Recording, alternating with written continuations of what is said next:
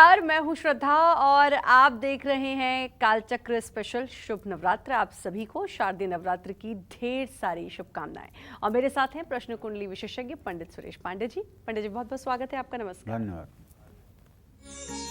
नवरात्र की पूजा के 30 नियम नहीं जाने तो नहीं मिल पाएगा आपको कर्मों का फल और पूजा का पुण्य। देखिए नवरात्र स्पेशल कालचक्र शुभ नवरात्र। तो जी हाँ, आज से शारदीय नवरात्र की शुरुआत हो चुकी है। ऐसे में सबसे पहले तो आप ये जान लीजिए कि पूरे नवरात्र आपको हमारे साथ बने रहना है, क्योंकि पूरे नवरात्र आपको कालचक्र में पंडित जी नवरात्र के खास उपायों और उससे जरूरी जानकारियां देने वाले हैं। कल कालचक्र के खास एपिसोड में पंडित जी ने आपको नवरात्र में कलश स्थापना, चौकी स्थापना, माँ दुर्गा की मूर्ति स्थापना और घट स्थापना की शुभ मुहूर्त और उसकी विधि के बारे में बताया था। लेकिन आज कालचक्र में पंडित जी आपको सबसे महत्वपूर्ण जानकारी देने वाले हैं। और आज नवरात्र के इस स्पेशल शो में पंडित जी आपको नवरात्र के वो खास नियम बताने वाले हैं जिन्हें अमल में लाकर आप भी दुर्गा की अपार कृपा और पूजा का पूरा पुण्य पा सकते हैं। तो अगर आप भी नवरात्र में मां दुर्गा की पूजा, नियम और सावधानियों को लेकर कंफ्यूज हैं तो ध्यान से देखिए आज का हमारा नवरात्र स्पेशल कालचक्र शुभ नवरात्र। इसके अलावा कोई भी सवाल अगर मन में आ रहा है, नवरात्र से संबंधित पूछना चाहते हैं या कुछ भी अपने जीवन के बारे में पूछना चाहते हैं, कॉल कर सकते हैं। हमारा फोन नंबर है 012066522411। अपनी चर्चा को शुरू करेंगे, लेकिन उससे पहले जान लेते हैं आज का शुभ मुहूर्त। बताएं पंडित जी। 26 सितंबर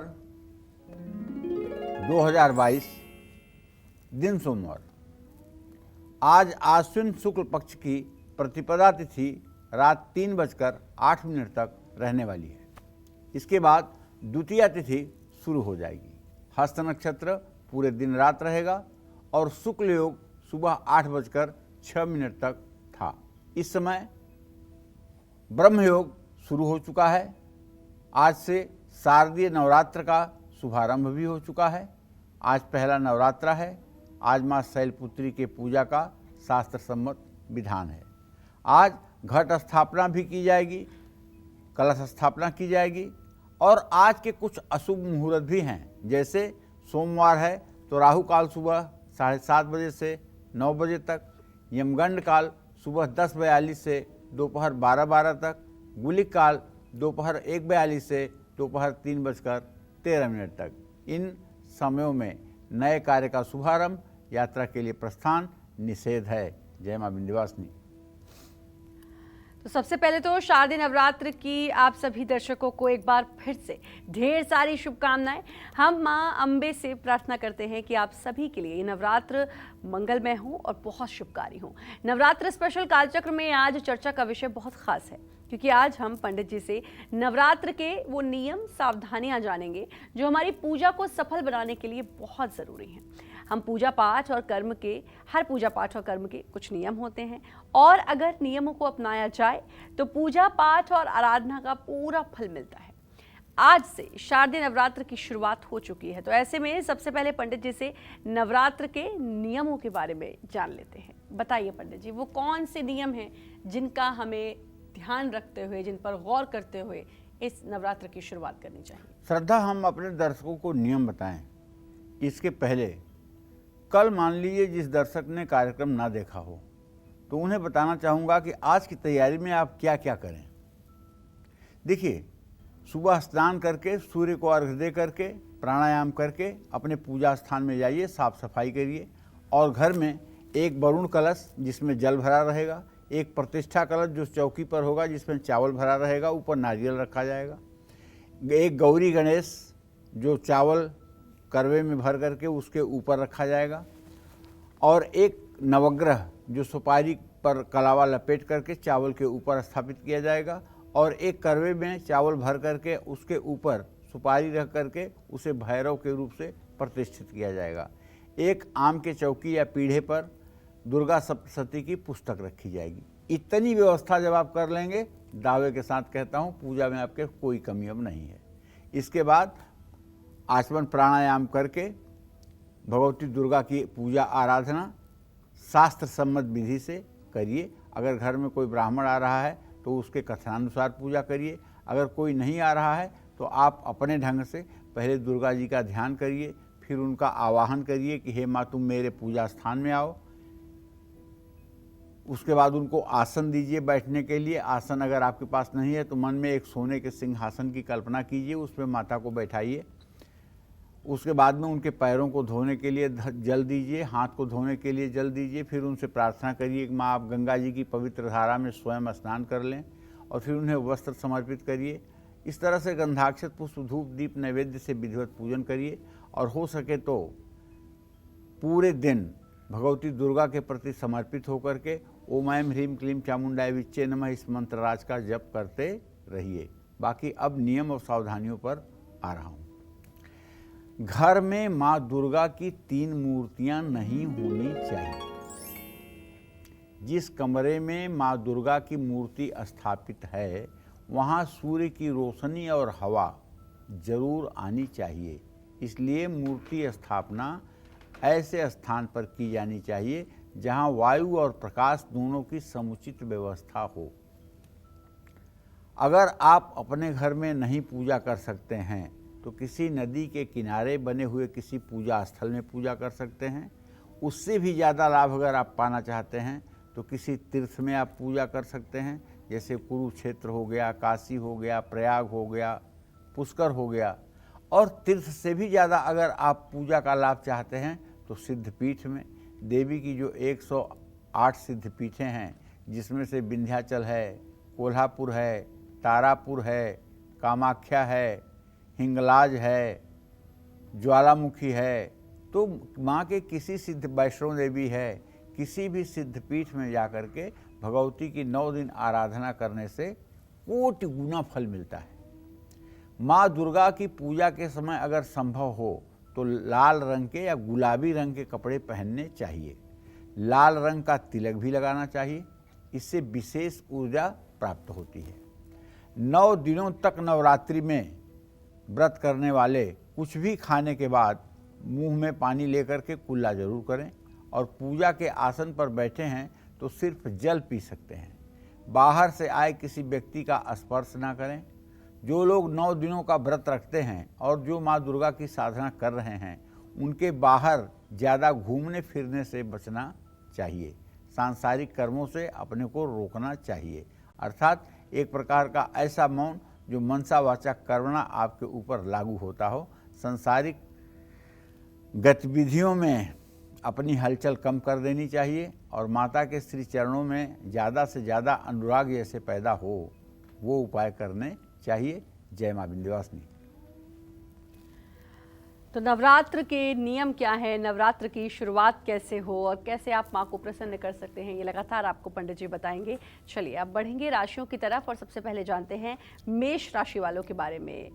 आपकी अगर मेष राशि है और आपको ज़्यादा गुस्सा आता है, सेहत खराब रहती है, मान सम्मान नहीं मिल रहा, तो आज नवरात्र के पहले दिन कौन सा पाठ किस समय करने से आपको लाभ मिलेगा, बताएं पंडित जी। देखिए, मैं इसलिए कह रहा हूँ मेष राशि के जातकों को कि गुस्सा ज़्यादा आता है कि इस समय आपके राशि में राहु बैठा हुआ है, केतु 7वें घर में बैठा हुआ है और केंद्र में शनि है। तो कहने का मतलब क्रोध आना इस समय स्वाभाविक है, जो ग्रहों का ग्रह संचार है। अगर आप चाहते हैं क्रोध और अवसाद से आपको मुक्ति मिल जाए, या बीमारी है और बीमारी से आपको छुटकारा मिल जाए, सेहत का साथ आपको मिल जाए, तो आपको दुर्गा सप्तशती के पहले अध्याय का पाठ जरूर करना चाहिए। पहला अध्याय का पाठ ही प्रथम चरित्र कहलाता है, ये बात ध्यान रखिएगा। और पहले अध्याय का पाठ करना अपने आप में कहीं से दोषी नहीं माना जाएगा। पहले अध्याय का पाठ करना, प्रथम चरित्र का पाठ करना माना जाता है। मान सम्मान की प्राप्ति के लिए मेष राशि के जातकों को आज दुर्गा चालीसा और दुर्गा स्तोत्र का पाठ जरूर करना चाहिए।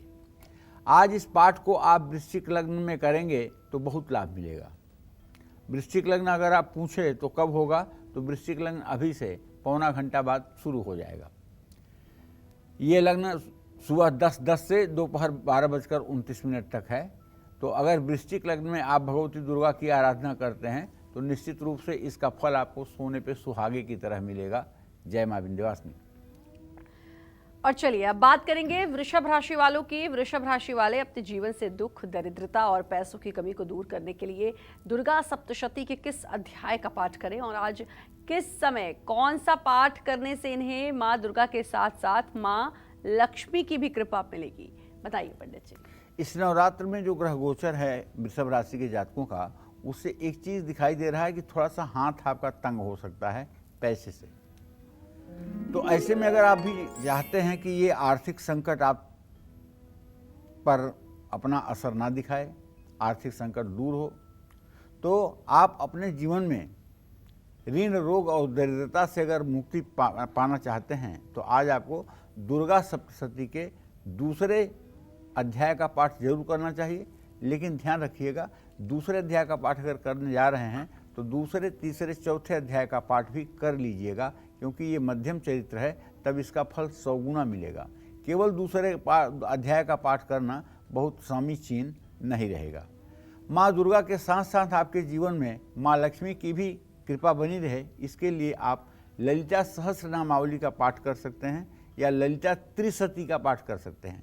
त्रिशती में ललिता माता के 300 नाम हैं और ललिता सहस्रनामावली में माता के 1000 नाम हैं। आप शिव चालीसा का पाठ भी कर सकते हैं और आज इस पाठ को आप वृषभ लग्न में करेंगे तो बहुत लाभ मिलेगा। आज वृषभ लग्न में यानी रात 8:43 से रात 10:39 के बीच ये पाठ करेंगे तो आपकी मनोकामना पूरी होगी। जय मां विंध्यवासिनी। नवरात्र में कैसे कपड़े पहनकर यानी कि कैसे वस्त्र धारण कर माँ दुर्गा की पूजा करनी चाहिए? क्या महिलाएं बाल खुले रखकर माँ का पूजन कर सकती हैं? क्या नवरात्र रखने वाला व्यक्ति पूरे 9 दिन जमीन पर ही सोए? क्या है इससे जुड़े हुए नियम? आइए पंडित जी से जानते हैं, बताइए पंडित जी। देखिए, माँ दुर्गा की पूजा, श्रद्धा, माँ दुर्गा की पूजा सूखे कपड़े ही पहनकर करना चाहिए। और माँ दुर्गा के बारे में तो बहुत सा गाना आपने सुना होगा, मैया लाल चुनरिया वाली। तो जिस तरह का हमारा आराध्य है, उसी तरह से आराधना करने वालों का भी परिवेश होना चाहिए। अगर माता को लाल चुनरी पसंद है तो उनके भक्तों को भी पिंक कलर और लाल पसंद आना चाहिए और उसे देखकर माँ संतुष्ट भी होगी। दुर्गा सप्तशती में, दुर्गा मानस पूजा में आदि शंकराचार्य लिखते हैं, गंधर्वामर किन्नरः प्रयतमाः संतान हस्ताम्बुज प्रस्तारै गृह्यमाणमुत्तमतरं काश्मीर जा पिंजरम। कहने का मतलब कि गंधर्व कन्याएं अपने दोनों हाथों को फैलाए हुए रेशमी वस्त्र जो केसर में रंगा हुआ है उसे लेकर के आपकी सेवा में उपस्थित हैं। इस वस्त्र को स्वीकार करो माँ। गंधर्वामर किन्नरः प्रयतमा संतान हस्ताम्बुज प्रस्तारै गृह्यमाणमुत्तमतरं काश्मीर जा पिंजरम मातरम भास्वर भानुमंडल लसत कांति प्रदानोज्वलम चैतन्यर्मल मातनोतु वसनम श्री चंडिके श्रीपदे। तो अब आप भी समझ गए होंगे कि आदिकाल से ही केसरिया रंग, गुलाबी कलर और लाल रंग का वस्त्र माता को परिधान के रूप में पहनाने का विधान माना गया है और भक्तों को भी चाहिए कि वो भी माता के ही अनुकूल अपना वेश परिवेश करके पूजा पाठ की प्रक्रिया शुरू करें। गीले कपड़े पहन करके माँ दुर्गा की भूल करके भी आराधना नहीं करनी चाहिए। नवरात्र में महिलाएं बाल खोलकर या गीले बालों में माँ दुर्गा की पूजा ना करें। नवरात्रि में हवन, पूजन और जप करते समय भी महिलाएं अपने बाल खुले या बिखेर करके न रखें। नवरात्र के 9 दिन पूजा करने वाले और व्रत रखने वालों को ज़मीन पर सोना चाहिए। देखिए, यहाँ ये मैं नहीं कह रहा हूँ कि आपकी फर्श कच्ची है तब भी आप उसमें बिछा लीजिए बिस्तर और सो जाइए, एकदम नहीं कह रहा हूँ ऐसा इसलिए कह रहा हूँ कि असल में व्रत तो तपस्या का प्रतीक है। तो मोटे और पिलपिले गद्दे पर सोना तो एक तरह की विलासिता है। थोड़े कठोर बिस्तर पर सोने का प्रयास करना चाहिए, अर्थात काठ की चौकी पर पतले बिस्तर डाल करके भी आप सो सकते हैं। जब कठोर बिस्तर पर आप सोएंगे तो आप ज़्यादा देर तक सो नहीं पाएंगे और मुलायम बिस्तर पर सोएंगे तो नींद जबरदस्ती आएगी। किसी तख्त पर भी सोया जा सकता है, लेकिन ध्यान रखना कि अगर पूजा घर में तख्त है तो उसकी ऊंचाई पूजा के मंदिर से ऊपर नहीं होनी चाहिए। परिवार से बाहर के किसी व्यक्ति को दिया कोई भी सामान आपको प्रयोग में कभी भी नहीं करना चाहिए। नवरात्र में व्रत करने वालों के लिए निषेध है। जो भी 9 दिनों का व्रत रखते हैं या माँ दुर्गा की साधना करते हैं या शक्ति के उपासक हैं, उनको शौच के बाद कपड़े जरूर बदलना चाहिए। मल मूत्र त्याग के बाद हाथ पैर और मुंह जरूर धोना चाहिए। इस तरह की शुचिता और पवित्रता तो अपने अंतर मन की बात है, करना ही चाहिए। जय मां विंध्यवासिनी। और अब बात होगी मिथुन राशि वालों की। नौकरी और कारोबार में अपार सफलता पाने के लिए आज नवरात्र के पहले दिन कौन सा पाठ किस समय करना सबसे बेहतर होगा, बताएं पंडित जी। देखिए, ऐसा है कि इस नवरात्र जो मिथुन राशि के जातकों का ट्रांजिट है वो ये है कि आपके 10वें भाव में बृहस्पति की स्थिति जरूर है, लेकिन बुध से प्रत्यक्ष वैरा संयोग बन रहा है। ऐसे में मैं मिथुन राशि के उन जातकों से कहना चाहूँगा जिनके नौकरी या कारोबार में किसी तरह का अवरोध दिखाई दे रहा है। अगर नौकरी या कारोबार में अवरोध दिखाई दे रहा है या प्रमोशन आपका लंबे समय से नहीं हो पा रहा है, नौकरी छूट जाती है, कारोबार में घाटा हो रहा है, तो आपको आज दुर्गा सप्तशती के 7वें अध्याय का पाठ कर लेना चाहिए। माँ दुर्गा के साथ साथ माँ लक्ष्मी की कृपा भी आप पर बनी रहे, इसके लिए अपने पूजा स्थान में एक दुर्गा यंत्र या दुर्गा यंत्र का चित्र स्थापित करके पूजा करना चाहिए। देखिए, मैं एक बात कहना चाहूँगा, केवल 7वें अध्याय का पाठ करना शास्त्रीय ढंग से बहुत समीचीन नहीं है, क्योंकि पूरे मध्यम चरित्र के बाद उत्तम चरित्र का पाठ होना माने 5वें अध्याय से 13वें अध्याय तक का पाठ होना चाहिए, वरना पाठ खंड हो जाता है। तो ऐसे में मैं बताऊं आपको, 7वें अध्याय से ज़्यादा अच्छा होगा कि आप दुर्गा अष्टोत्तर शतनाम, दुर्गा के 108 नामों का और सप्त श्लोकी दुर्गा का पाठ कर लीजिए, तो आपकी मनोकामना पूरी हो जाएगी। आपके आजीविका के क्षेत्र में आ रही रुकावट दूर हो जाएगी। तारा कवच का पाठ करने से आपको लाभ मिलेगा। आज इस पाठ को आप कुंभ लग्न में करेंगे तो बहुत लाभ मिलेगा। आज कुंभ लग्न में यानी दोपहर 4:15 से 5:43 के बीच करेंगे तो बहुत लाभ मिलेगा। और एक बात आप जान लीजिए, तारा जो है काली कुल की देवी है। काली कुल की देवी माने थोड़ी सी ये देवी उग्र जरूर हैं, लेकिन तारा की साधना से कुछ भी असंभव नहीं रह जाता है। कहते हैं ना, जय माँ दुर्गा जय माँ तारा दयामयी कल्याण करो। तो इसलिए भगवती तारा की उपासना अगर आपके जीवन में भय नाम की कोई चीज़ हो तो उसे मिटा देगी, ये मेरा पूरा विश्वास है। जो लोग मनसा वाचा करुणा भगवती तारा की आराधना करते हैं और तारापीठ में जा कर के भगवती तारा की दर्शन पूजन की प्रक्रिया को संपन्न करते हैं, उनके जीवन में कभी पारिवारिक कलेश, तंत्र मंत्र के प्रभाव, जादू टोने के प्रभाव बिल्कुल नहीं रहते हैं। जय मां विंध्यवासिनी। और चलिए अब बात करेंगे कर्क राशि वालों की। गुस्से पर अगर आपको काबू नहीं, गुस्से की वजह से अगर आपके काम बिगड़ रहे हैं, आपको हर जगह अपमान सहना पड़ता है, तो आज नवरात्र के पहले दिन कर्क राशि वाले कैसे करें दुर्गा सप्तशती का पाठ। साथ ही धन लाभ के लिए ये लोग आज किस समय कौन सा पाठ कर सकते हैं, बताइए पंडित जी। देखिए, ऐसा है कि आपकी कर्क राशि है तो ट्रांजिट तो आपका बुरा नहीं है, क्योंकि आपके तृतीय भाव में सूर्य, बुध, चंद्रमा और शुक्र की युति बनी हुई है। लेकिन जो मैं आगे देख पा रहा हूँ उसके आधार पर आपके व्यवहार के कारण आपके मान सम्मान को हमेशा ठेस पहुँचती है। आप अच्छा व्यवहार भी करते हैं तभी सामने वाला उससे बहुत ओबलाइज नहीं होता है।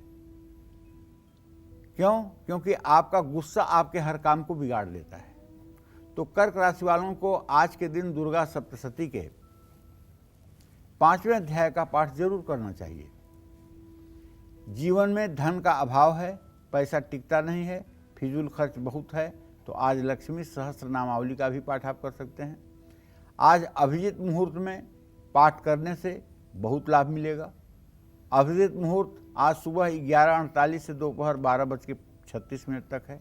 इसमें आप पूजा उपासना करके अपनी मनोकामना पूरी कर सकते हैं। जय मां विंध्यवासिनी।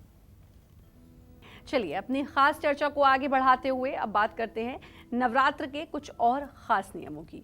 पूजा के दौरान जम्हाई, छींक या खांसी आ जाए तो क्या करें? घर में अखंड दीपक जलाया है तो किन बातों का खासतौर पर ख्याल रखें? नवरात्र में आहार कैसा लेना चाहिए? किन चीज़ों का सेवन भूलकर भी नहीं करना चाहिए? आइए जानते हैं पंडित जी से। तो पंडित जी, ये तमाम बातें और बात आहार की आई है तो मैं ज़रूर एक चीज़ ऐड करना चाहूँगी, क्योंकि मैंने देखा है कि नवरात्र में जो लोग, बहुत सारे लोग व्रत रखते हैं तो वो उनका व्रत का नाश्ता भी होता है और व्रत का खाना भी होता है, और फिर शाम को जब व्रत खोलते हैं तो वो दिन भर व्रत के चिप्स, नमक वाले चिप्स, ये सब चलते रहता है। क्या ये सब कुछ सही है? देखो, ऐसा है, यदि शरीर निर्वाह के लिए कुछ खाना पड़ रहा है तो कोई बुराई नहीं है। अगर मजबूरी है, शरीर बिना उसके नहीं चल सकता है, तो कोई बुराई नहीं है। लेकिन अगर जिह्वा विलास के लिए, स्वाद के लिए ये सब हो रहा है तो ये उचित नहीं है, क्योंकि भगवती की आराधना तपस्या का एक मार्ग है, और तपस्या के मार्ग पर चलने का मतलब है कि विषयेंद्रियों के बस में न होना। जैसे जिह्वा विषेंद्री है, आँख विषेंद्री है, नाक विषेंद्री है, कान विषेंद्री है, मलमूत्र के उत्सर्जन का स्थान विषेंद्री है। ये सब अपने वासनाओं की तरफ खींच करके लेके जाते हैं। और स्थिति ये होती है श्रद्धा, कि जैसे बड़े समुद्र में एक छोटी सी नाव होती है और तेज का बवंडर आता है और उस नाव को डुबो देता है, उसी तरह से ये मतवाली इंद्रियां मन को अपने बस में करके साधक की साधना को बर्बाद कर देती हैं। इसलिए सतर्क होकर पहले ये सोचें कि मेरी इंद्रियां मेरे मन के वशीभूत हैं कि मेरा मन इंद्रियों के वशीभूत है। इसका निर्णय आपको ही करना होगा। आंख बंद करिए और सोचिए, क्या मैं वो करता हूँ जो मेरा मन करता है, या मैं वो करता हूँ जो हमारी इंद्रियां मन को कहती हैं। तो जब आप इसका निर्णय कर लेंगे और आपको जब पता चल जाए कि आपके मन के अधीन आपकी इंद्रियां हैं और आपका मन बुद्धि के अधीन है, भावना के अधीन नहीं है, बुद्धि के अधीन है, और आपकी बुद्धि विवेक के अधीन है, तब तो आपका जीवन ही बन जाएगा।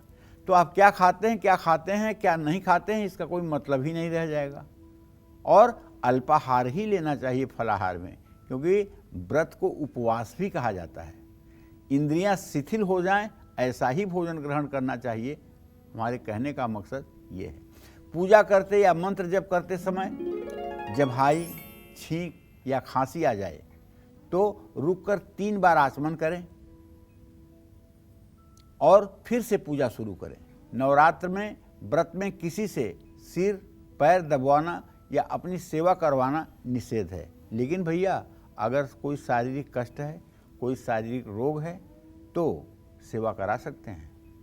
अगर कोई इस भाव से सेवा कर रहा है कि आपकी सेवा नहीं, भगवती की सेवा कर रहा है, तो उसको उसका पुण्य मिलेगा। नवरात्र में घर में अखंड दिया जलाया है तो घर में ताला बिल्कुल नहीं लगना चाहिए। कोई न कोई सदस्य घर में हमेशा रहे और अखंड ज्योति की देखभाल करे। ध्यान रखिएगा, नवरात्र में माँ दुर्गा की पूजा में दूब घास, तुलसी, आंवला, सफ़ेद मंदार के फूल भूल करके भी अर्पित मत करिएगा। नवरात्र के 9 दिनों में दुर्गा सप्तशती, दुर्गा चालीसा, चंडी पाठ, दुर्गा कवच, देवी भागवत, सिद्ध कुंजिका स्तोत्र, सप्तश्लोकी दुर्गा का पाठ अवश्य करिएगा। सात्विक आहार लीजिएगा और तामसी चीज़ों से परहेज करिएगा। नवरात्र के भोजन में मसालों का प्रयोग बिल्कुल नहीं होना चाहिए। आपका भोजन जितना हल्का सुपाच्य होगा, उतना ही सकारात्मक प्रभाव आपके मन और मस्तिष्क पर पड़ेगा। गरिष्ठ फल या मूली का सेवन नवरात्र के दिनों में बिल्कुल भूल करके भी नहीं करना चाहिए। जय मां विंध्यवासिनी। तो ये वो नियम है जो पंडित जी आपको लगातार बता रहे हैं। चलिए अब बात करेंगे सिंह राशि वालों की, अपने आत्मविश्वास को बढ़ाने और सभी जरूरी कामों में सफलता पाने के लिए। सिंह राशि वाले आज नवरात्र के पहले दिन कौन सा पाठ किस मुहूर्त में करें, आइए जानते हैं। बताइए पंडित जी। वैसे तो सिंह राशि के जातकों के अंदर आत्मविश्वास तो होता ही है और कुछ ज़्यादा ही होता है भैया, जो मैंने प्रयोग में देखा है। लेकिन कभी कभी ये नर्वस हो जाते हैं बेचारे जब कोई वृश्चिक राशि वाला सामने हो जाता है, तब करने को कुछ करने लगते हैं, कुछ घबराहट इतनी बढ़ जाती है। अगर ऐसी स्थिति कभी आपके जीवन में निर्माण हो और आपके जीवन में आत्मविश्वास की कमी ना आए और फैसला लेने में आप पीछे ना रहें, किसी महत्वपूर्ण काम आपके भरोसे अगर कोई छोड़ रहा है या छोड़ने से कतरा रहा है, तो आज आपको दुर्गा सप्तशती के 3रे अध्याय का पाठ करना चाहिए। और ज़्यादा अच्छा होगा कि 2रे, 3रे, 4थे अध्याय का पाठ अगर संभव है तो तीनों अध्यायों का पाठ करिए। पूरे मध्यम चरित्र का पाठ हो जाएगा और मेरा दावा है कि मध्यम चरित्र का पाठ होते ही आपके मुखमंडल का रंग बदल जाएगा, आपका आत्मविश्वास आकाश चढ़ के बोलेगा। क्या आप समझते हैं? सिर्फ दुर्गा सप्तशती के मध्यम चरित्र का पाठ करके कोई व्यक्ति अगर चाहे तो स्वर्ग में सीढ़ियां लगा सकता है, देवताओं को अपना आदेश मानने के लिए विवश कर सकता है। मैं ये अतिशयोक्ति नहीं बोलता हूं। अपने संपूर्ण जीवन में साधकों को जैसे मैंने देखा है करते हुए, जिस तरह से उनकी धोती आकाश में सूखते हुए देखा है, वो बात बता रहा हूँ। दुर्गा सप्तशती के मध्यम चरित्र का पाठ करने वाला व्यक्ति ऋण, रोग, दरिद्रता से कभी ग्रसित नहीं हो सकता है। ऐसे व्यक्ति के घर में कभी अकाल मृत्यु नहीं हो सकती है। मध्यम चरित्र का पाठ करने वाली महिलाएं कभी विधवा नहीं हो सकती हैं, कभी उनके संतान पर आंच नहीं आ सकती है। मध्यम चरित्र का पाठ करने वाला व्यक्ति कभी कारागार में नहीं जा सकता है। मध्यम चरित्र का पाठ करने वाला व्यक्ति दुष्चरित्र नहीं हो सकता है। मध्यम चरित्र जो है, ये 2रा, 3रा और 4था अध्याय, ये तीनों अध्यायों का पाठ मध्यम चरित्र कहलाता है। ये पाठ आप लाल रंग का सूती कपड़ा पहन करके या गुलाबी रंग का सूती कपड़ा पहन करके अगर करेंगे तो बहुत ही ज़्यादा शुभता आपको प्राप्त होगी। पाठ से 2 गुना लाभ पाने के लिए आज गोधूली मुहूर्त में पाठ करिए। गोधूली मुहूर्त शाम 6:01 से 6:25 तक है। इस समय में अगर ये पाठ किया जाएगा तो ये पाठ और भी ज़्यादा आपके लिए फलदायी होगा। जय मां विंध्यवासिनी।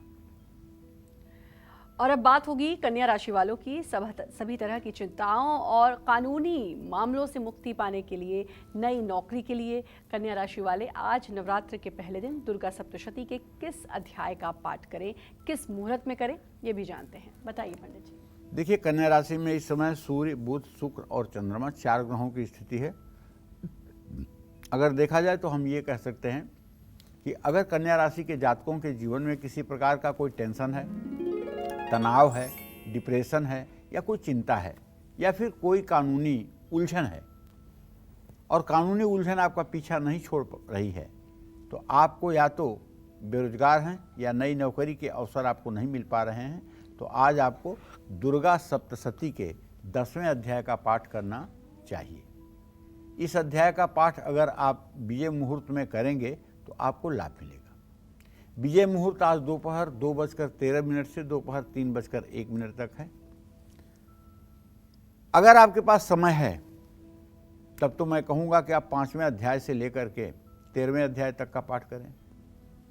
अगर आपके पास समय नहीं है तो केवल 10वें अध्याय का भी आप पाठ कर लें। अगर 10वें अध्याय का भी पाठ करने का आपके पास समय नहीं है तो आपको आज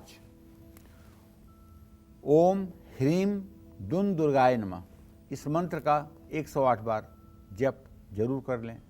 इन सब चीज़ों से आपके आजीविका के क्षेत्र का मार्ग प्रशस्त होगा। जय मां विंध्यवासिनी। नवरात्र से जुड़े और कौन से महत्वपूर्ण नियम हैं, आइए जानेंगे पंडित जी से। और कौन से वो नियम है पंडित जी जिनका खासतौर पर ख्याल रखना चाहिए? देखिए, दुर्गा सप्तशती और देवी श्रीमद् देवी भागवत को पढ़ने के बाद, मार्कंडे पुराण को पढ़ने के बाद जो पता चलता है, उसके आधार पे सबसे ज़्यादा सावधानी इस मन को ही नियंत्रण में रखने के लिए कहा गया है। इसे मतवाला होता हुआ मत छोड़िए। जो लोग नवरात्र में 9 दिनों तक नियम से पूजा पाठ करते हैं, उनको अपने घर में सुख शांति का माहौल रखना चाहिए। और ऐसा ना हो कि आप 3 घंटे बैठ करके दुर्गा जी की घंटी बजा रहे हों और पत्नी का अपमान कर रहे हों, माँ का दिल दुखा रहे हों पत्नी को बेइज्जत कर रहे हों, ये फायदेमंद नहीं होगा। और ना ही अगर आप महिला हैं, 4 घंटे पूजा कर रही हैं, तो पति को उल्टी सीधी बातें बोलना, उन्हें अपमानित करना, उन्हें दुखी करना, ये भी आपके पूजा के फल को नष्ट करेगा। आदर, सत्कार, स्नेह सब कुछ होना चाहिए।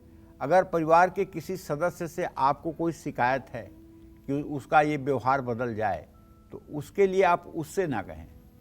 उसके लिए आप पूजा के अंत में भगवती दुर्गा का ध्यान करते हुए आप उनसे कहें कि हे माँ जगत जननी जगदम्बा, ज्ञानियों के चित्त को भी जबरदस्ती अपनी तरफ आकर्षित करने वाली हे दुर्गा, मेरे परिवार का यह सदस्य जो गलत विचार और गलत रास्ते का शिकार हो रहा है, इसको सतमार्ग प्रकाशित करिए माँ। मैं आपके शरण में हूँ, इसे सतमार्ग प्रकाशित करिए। इसकी बुद्धि स्वरूपा होकर के इसके बुद्धि को इस तरह करिए जिससे इसका और परिवार का जीवन उत्तम हो। इस तरह की आपकी नवरात्र की हुई प्रार्थना उस व्यक्ति के मन मस्तिष्क पर असर डालेगी। और विश्वास करिए, चाहे वो नशा करता हो, चाहे वो सट्टा खेलता हो, चाहे वो परिवार की संपत्ति को औने पौने भाव पर बेचता हो, और चाहे वो दुराचार करता हो, और चाहे वो बुरे से बुरे रास्ते पर हो, अगर आपकी प्रार्थना ठीक ढंग से सुबह शाम होना शुरू हो गई तो नवरात्र के 9 दिनों के बाद आपको उस व्यक्ति के व्यक्तित्व में परिवर्तन नजर आएगा। लेकिन 9 दिनों के बाद ये प्रार्थना बंद नहीं कर देनी चाहिए, बल्कि भगवती दुर्गा की आराधना करते रहना चाहिए और सुबह शाम भगवती से ये प्रार्थना जारी रखनी चाहिए। मनुष्य से कहकर क्या फायदा पाओगे? मनुष्य के कहने से क्या होता है? किसी के मस्तिष्क को परिवर्तित करने की क्षमता तो जगत जननी जगदम्बा माँ दुर्गा को है, क्योंकि वो बुद्धि स्वरूपा हैं। देवी भागवत में लिखा हुआ है, भगवान कृष्ण जो परम ब्रह्म परमेश्वर हैं, उनकी बुद्धि स्वरूपा देवी दुर्गा हैं, जिनका मंत्र है ओम ऐं ह्रीं क्लीं चामुंडाय विच्चे नमः। और भगवान श्री कृष्ण की जो प्राण स्वरूपा देवी हैं वो कौन है भैया? वो राधा रानी हैं। उनका क्या मंत्र है? उनका मंत्र 6 अक्षरों का है, ओम ह्रीं श्रीं राधाय स्वाहा। ये मंत्र देवी भागवत में बताया गया है। तो कहने का आशय यह है कि अगर आप नित्य किसी व्यक्ति के सतमार्ग पर आने के लिए जगत जननी जगदम्बा माँ दुर्गा से प्रार्थना करेंगे तो मुझे पूरा विश्वास है सच्चे मन से आपकी की हुई प्रार्थना स्वीकार होगी। और नवरात्र में एक चीज़ का ध्यान रखिए, चाहे कुछ भी परिस्थिति आए, आप किसी को श्राप मत दीजिए, चाहे वो आपका कितना भी नुकसान करता हो। किसी को कष्टकर वाणी मत बोलिए, किसी के अहित के लिए कोई शब्द मत निकालिए, वो चाहे अपना परिवार हो चाहे दूसरे का, क्योंकि पता नहीं कब आपके स्वर में सरस्वती का वास हो जाए और आपकी बात सच हो जाए, और कहीं आपने बुरा कहा और किसी का बुरा हो जाए तो इससे आपका पुण्य कमजोर हो जाएगा। दूसरों को बुरा कहने से और दूसरों की निंदा करने से अपना पुण्य नष्ट हो जाता है, ये बात समझ करके रखिएगा। जय मां विंध्यवासिनी। और हाँ, नवरात्र के दिनों में यदि पूजा उपासना में आप लगे हुए हैं तो दिन और दोपहर में या शाम को सोना नहीं चाहिए। माँ दुर्गा के मंत्र हर रोज़ आपको नियमित संख्या में करना चाहिए। ये नहीं कि एक दिन आपने जोश में आकर के 10 माला कर लिया और एक दिन आपने 1 माला कर लिया। नहीं, नियम बनाइए। जितना आज पहले दिन आप मंत्र जप करेंगे इतना ही आप रोज़ कर सकते हैं, या इसको बढ़ा सकते हैं थोड़ा थोड़ा, लेकिन जो बढ़ जाएगा वो फिर घटेगा नहीं, ये बात ध्यान रखिएगा। किसी सात्विक खाद्य पदार्थ का सेवन करने से पहले उसे माँ दुर्गा और अपने आराध्य देव को अर्पित करें। ओम नाभ्यासिदंतरिक्षिगोंसिनौद्यौ संवर्तः पदभ्याम भूमिर्दिशा स्रोताथा लोकान अकल्पयन्न नैवेद्यम निवेदयामि। ओम प्राणाय स्वाहा, व्यानाय स्वाहा, उदानाय स्वाहा, समानाय स्वाहा, पानाय स्वाहा।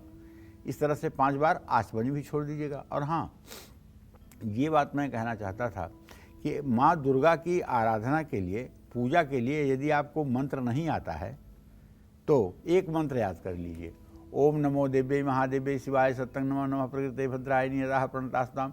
इसी एक मंत्र से पूरी दुर्गा की पूजा करिए। आवाहन, आसन, पाद्य, अर्घ, आचमनी, स्नान, वस्त्र, उपवस्त्र, गंधाक्षत, पुष्प, धूप, दीप, नैवेद्य, तांबूल, पुंगी फल, निराजन, दक्षिणा, सब इसी एक मंत्र से करिए और मेरी गारंटी है सारी पूजा आपकी 100% स्वीकार होगी। यहाँ तक कि दुर्गा सप्तशती की भी पूजा इसी मंत्र से करिए। ओम नमो देव्यै महादेव्यै शिवाय सत्यं नमः, नमः प्रकृते भद्राय नियताः प्रणता स्मताम, इसी मंत्र से सब पूजा करिए। और यदि आपको श्री सूक्त के 16 मंत्र आते हैं, उन मंत्रों से करिए, तो क्या पूछना है, सोने पे सुहागा।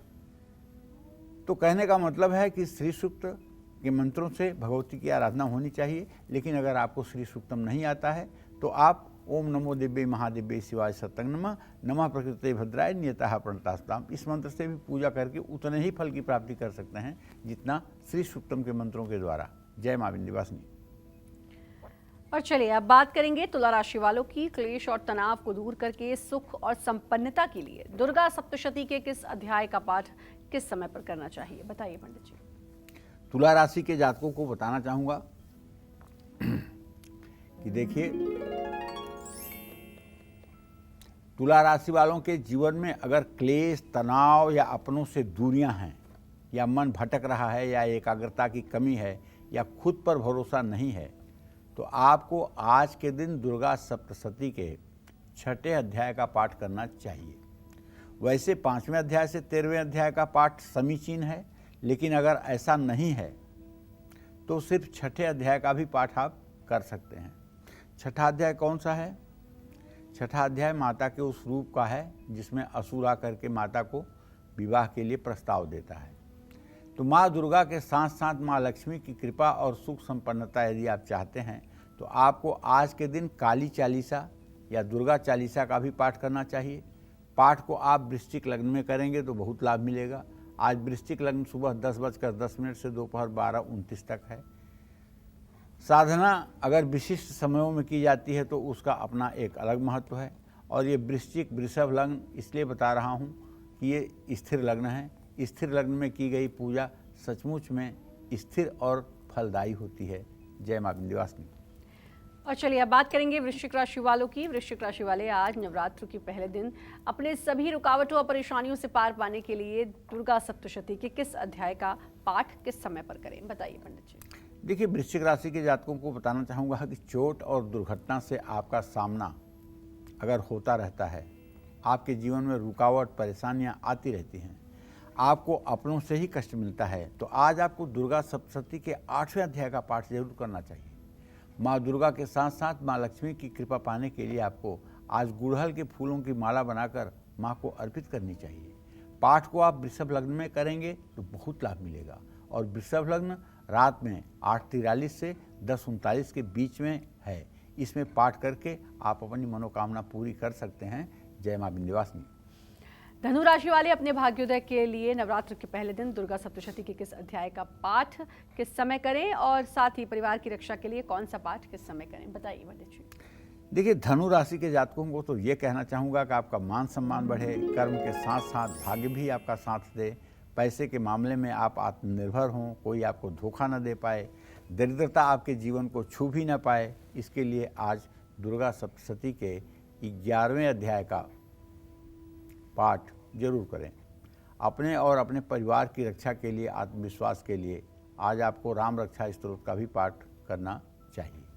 पाठ को आप कुंभ लग्न में करेंगे तो बहुत लाभ मिलेगा। आज कुंभ लग्न दोपहर 4:15 से शाम 5:43 तक है। जय मां विंध्यवासिनी। चलिए अब जल्दी से बात करते हैं मकर राशि वालों की। मकर राशि वाले नौकरी और कारोबार में तरक्की पाने के लिए कौन सा पाठ किस मुहूर्त में करें, बताएं पंडित जी। मकर राशि के जातकों को बताना चाहूँगा कि नौकरी में तरक्की और कारोबार में मुनाफा पाने के लिए,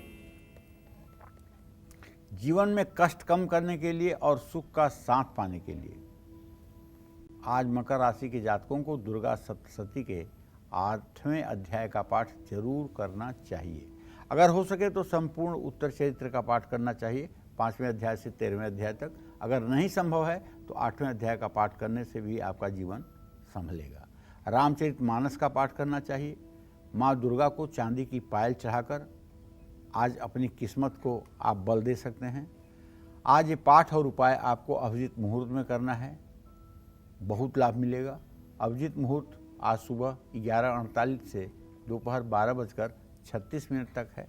जय मां विंध्यवासिनी। कुंभ राशि वाले लोग कार्यों में सफलता पाने के लिए आज नवरात्र के पहले दिन कौन सा पाठ किस मुहूर्त में करें, बताइए पंडित। देखिए, यदि आपकी कुंभ राशि है और आपको काम में रुकावट इस समय आ रही है या कार्य में आपके विलंब हो रहा है, तो ध्यान रखिए, अगर सफलता आपको देर से मिल रही है और काम अचानक पूरे होते होते रुक रहे हैं, मनोकामना अधूरी रह रही है, तो आज पहले नवरात्र आपको दुर्गा सप्तशती के चौथे अध्याय का पाठ कर लीजिए। दुर्गा सप्तशती में चौथा अध्याय सबसे सुपर है। पूछो क्यों? बाकी अध्यायों में तो मार काट है, महिषासुर मर गया, धूम्रलोचन मर गया, चंद्रमुंड मर गया, रक्तबीज मर गया, मार काट मार काट मार काट। लेकिन चौथे अध्याय में मार काट नहीं है। चौथे अध्याय में सारे जितने देवता हैं वो एक साथ 33 कोटि देवता माँ की आराधना करते हैं और स्तुति करते हैं कि माँ प्रसन्न हो और हमारी रक्षा करो। शक्रादय सुरगणा निहतैति वीर्ये तस्मिन् सुरारि बले। तो कहने का मतलब केवल उपासना का क्रम है। तो अगर चौथे अध्याय का भी पाठ जो लोग नित्य कर लेते हैं, वो लोग निश्चित रूप से कुछ दिनों के बाद भगवती के कृपा के संपूर्ण अधिकारी बन जाते हैं। तो कुंभ राशि वालों को भी रामचरितमानस का पाठ करके माँ दुर्गा को चांदी का पायल चढ़ाकर मनोकामना पूरी करने के लिए देवी कवच का पाठ कर लेना चाहिए और पाठ से दोगुना लाभ पाने के लिए आज गोधूली मुहूर्त में पाठ करना चाहिए। गोधूली मुहूर्त शाम 6:01 से 6:25 तक है। जय माँ विंध्यवासिनी। और मीन राशि वालों को आज के दिन किस समय पाठ करना चाहिए दुर्गा सप्तशती का, आइए जानते हैं, बताइए पंडित जी। देखिए, अगर आपकी मीन राशि है और आप कारोबारी हैं और आपको घाटा हो रहा है या नौकरी में आपको परेशानी का सामना करना पड़ रहा है, संपत्ति नहीं बन पा रही है, पैतृक संपत्ति में कानूनी विवाद चल रहा है, तो आज आपको दुर्गा सप्तशती के 9वें अध्याय का पाठ करना चाहिए। अपनी और परिवार की रक्षा के लिए आज राम रक्षा स्तोत्र का पाठ करना चाहिए। पाठ अगर आप विजय मुहूर्त में करेंगे तो आपको लाभ मिलेगा। विजय मुहूर्त दोपहर 2:13 से 3:01 तक है। जय माँ विंध्यवासिनी। और पंडित जी हमें लगातार बता रहे हैं कि आज के दिन किन किन बातों का ख्याल रखना है और नवरात्र में माँ को कैसे प्रसन्न करना है। नवरात्र में हम सभी को माँ दुर्गा की आरती कैसे करनी चाहिए, आरती करते हुए किन बातों का ध्यान रखना चाहिए और आरती करने से हमें क्या क्या लाभ मिलता है, जानते हैं पंडित जी से। बताइए पंडित जी। देखिए, उत्तर स्कंद पुराण में कहा गया है, पहली बात तो जान लीजिए कि हमारे यहाँ 18 महापुराण हैं, जिसमें स्कंद पुराण और स्कंद पुराण जो है और पद्म पुराण, ये बहुत बृहद पुराण है, बहुत बड़ा पुराण है। सभी पुराणों में सबसे ज़्यादा बड़ा पुराण जो है स्कंद पुराण और पद्म पुराण है और इसकी टीका भी बहुत अच्छी उपस्थित नहीं है और क्लिष्ट भी है, कठिन भी है। स्कंद पुराण में कहा गया है कि अगर कोई व्यक्ति मंत्र नहीं जानता है, पूजा विधि नहीं जानता है, लेकिन सही विधि विधान से आरती कर लेता है, तो देवी देवता उसी पूजा को पूर्ण रूप से स्वीकार कर लेते हैं। क्योंकि कहावत है ना, अंत भला सो सब भला। और आरती कब होती है? अंत में। नवरात्र में हर रोज सुबह और शाम हम सभी माँ दुर्गा की आरती करते हैं। आरती करने से हर तरह के दोष और पाप और उस जगह की नकारात्मक ऊर्जा समाप्त होती है। आरती करने वालों पर माँ दुर्गा की कृपा हमेशा बनी रहती है, लेकिन माँ दुर्गा की आरती की सही विधि क्या है, ये भी जानना यहाँ बहुत जरूरी है। माँ दुर्गा की आरती करने वाले व्यक्ति को मानसिक शांति मिलती है। ऐसा व्यक्ति जीवन में हर बुराई से दूर रहता है।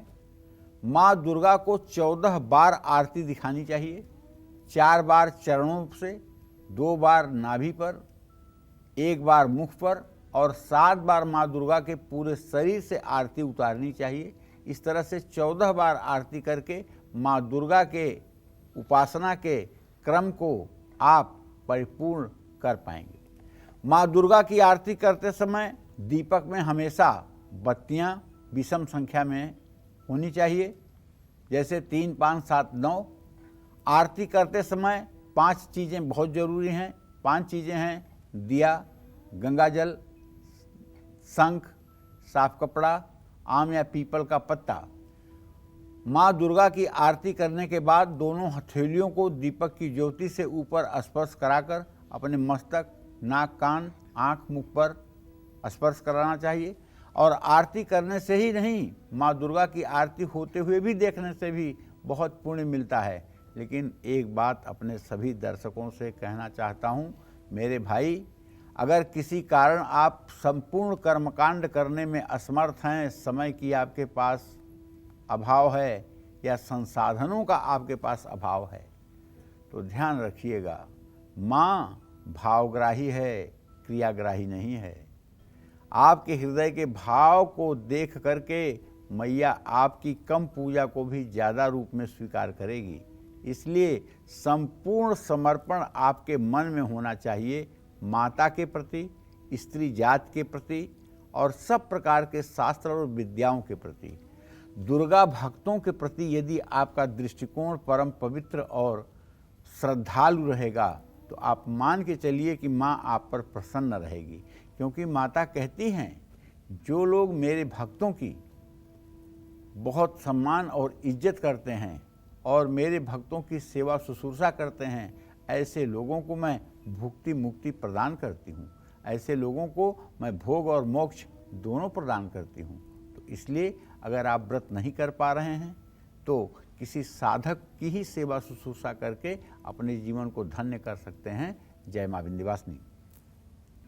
तो पंडित जी, बहुत अच्छी जानकारी। आज पहला दिन माँ शैलपुत्री का दिन और कैसे कौन से नियम है जिनका ध्यान रखकर हमें पूजा अर्चना करनी चाहिए, किन किन बातों का ख्याल रखना चाहिए, आपने बताया। अपना समय दिया उसके लिए आपका बहुत बहुत धन्यवाद। और उम्मीद करते हैं आज का विषय भी आपको पसंद आया होगा। कल फिर एक नए विषय और आपकी परेशानियों को दूर करने के लिए ढेरों उपाय लेकर आएंगे हम पंडित सुरेश पांडे जी के साथ। तब तक कालचक्र की पूरी टीम को दीजिए इजाजत। नमस्कार।